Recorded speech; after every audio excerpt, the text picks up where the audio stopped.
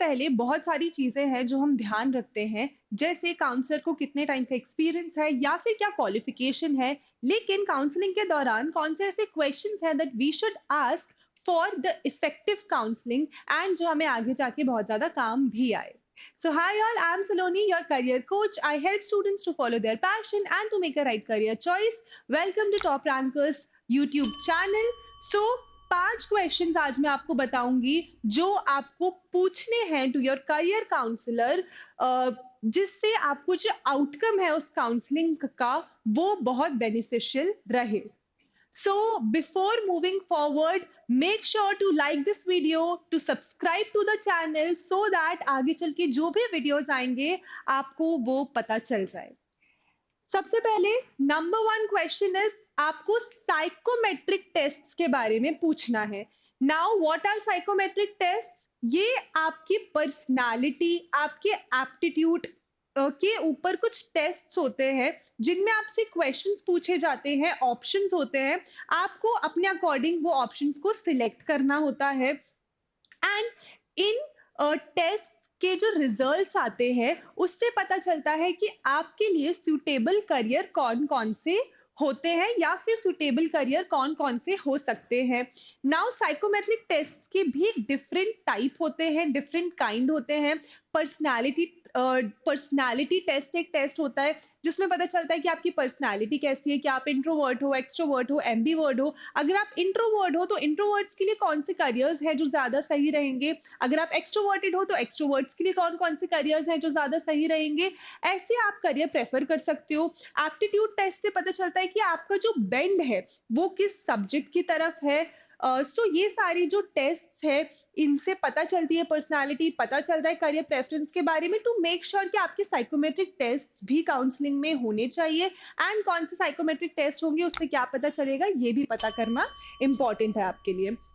Then बात करते हैं सबसे important course selection, subject selection. तो अगर 10th के पहले जा रहे हो, 11th के पहले जा रहे हो करियर काउंसलिंग के लिए, तो सब्जेक्ट सिलेक्शन कॉम्बिनेशन डिस्कस करना बहुत इंपॉर्टेंट है। अगर पीसीएम ले रहे हो तो पीसीएम के साथ 5th सब्जेक्ट कौन सा लेना या फिर 6th सब्जेक्ट कौन सा लेना चाहिए। अच्छा, अगर पीसीएम ले रहे हो एंड बायो में भी जाने का सोच रहे हो तो क्या इसके साथ बायो ले सकते हो। देन अगर बायो ले सकते हो तो फिर इसके बाद आप 5th सब्जेक्ट कौन सा लोगे या फिर 6th सब्जेक्ट कौन सा लेना चाहिए। ये सारे डिस्कशंस आपको करियर काउंसलर्स के साथ करने हैं। अगर कोर्स सिलेक्शन की मैं बात करूं तो कोर्स सिलेक्शन के टाइम पे किस सब्जेक्ट से कौन से कोर्सेज परस्यू कर सकते हो, कौन कौन से ऐसे कोर्सेज है जो स्ट्रीम न्यूट्रल है, मतलब कोई भी सब्जेक्ट लोगे एंड वो कोर्सेज कर सकते हो। जैसे डिजाइन का कोर्स, लॉ का कोर्स, ये कुछ ऐसे कोर्सेज होते हैं जो एकदम स्ट्रीम न्यूट्रल होते हैं। लेकिन यहीं पर डिजाइन का अगर मैं एक पार्ट होता है आर्किटेक्चर, उसके लिए पीसीएम लेना कंपलसरी है। तो ऐसे कुछ फैक्ट्स होते हैं जो आपको डिस्कस करने हैं अपने करियर काउंसलर के साथ, उनसे पूछने हैं सो दैट आपको जो है वो फैक्ट पता चले। जैसे आईआईटीज में जरूरी नहीं है कि आपको सिर्फ बीटेक करना है, वहां से आप बिजनेस प्लानिंग के कोर्सेज कर सकते हो, वो उसके लिए भी बहुत अच्छा है। वहां से आप डिजाइन के कोर्सेज कर सकते हो, वहां के लिए भी बहुत अच्छा है। अगर आपको सीए करना है तो जनरल नोशन यही है कि उसके लिए आप कॉमर्स लोगे, लेकिन आपको पता है ह्यूमैनिटीज के साथ भी आप सीए कर सकते हो। ऐसी बहुत सारी फैक्ट्स होते हैं, सारी बातें आपको डिस्कस करनी है। कोर्स सिलेक्शन, सब्जेक्ट सिलेक्शन, आगे के करियर ऑप्शंस, ये सब कुछ अपने काउंसलर के साथ आपको डिस्कस करना है।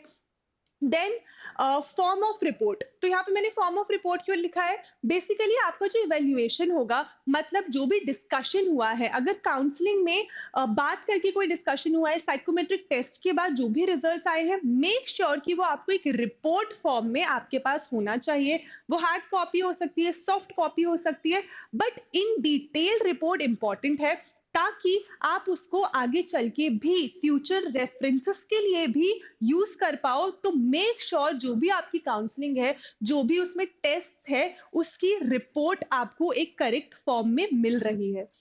देन नेक्स्ट इज आपको रियल टाइम एक्सपोजर के बारे में बात करनी है कि जो इंटर्नशिप्स है, because according to new education policy 8th के बाद से इंटर्नशिप करना शायद कंपलसरी होने वाला है। और आप कब से इंटर्नशिप्स कर सकते हो, कब से करनी चाहिए, कहाँ इंटर्नशिप करनी चाहिए, आपके इंटरेस्ट के अकॉर्डिंग ये सब डिस्कस करना है आपको अपने काउंसलर के साथ।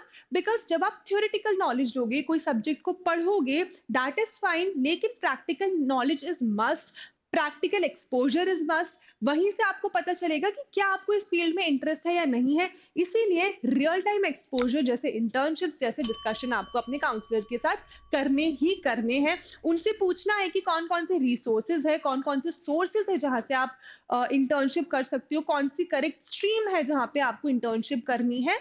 And these are the questions that you can ask to your career counsellor. Last is यहाँ पे मैंने लिखा है ask all the stupid questions. Stupid question से क्या मतलब है मेरा? सो यहाँ पर जो स्टूडेंट्स हैं वो कई बार मुझसे क्वेश्चंस पूछते हैं कि थोड़े से टाइम में कैसे रिच होना है, बिना डिग्री के जॉब कैसे मिल सकती है, या फिर सिर्फ बीकॉम, बीसीए, बीबीए करने के बाद क्या अच्छा प्लेसमेंट्स और पैकेजेस मिल जाता है, या फिर हमको पीजी डिग्री भी परस्यू करनी है।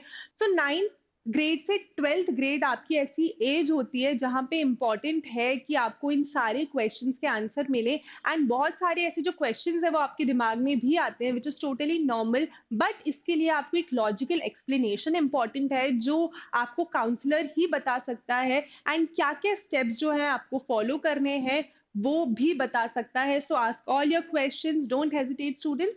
This is it from my side in this video. Also, if you haven't joined the WhatsApp community, then do join the community because वहाँ पर भी हम बहुत सारे careers के बारे में, बहुत सारी facts के बारे में discuss करते हैं। लिंक जो है वो description में है। Thank you.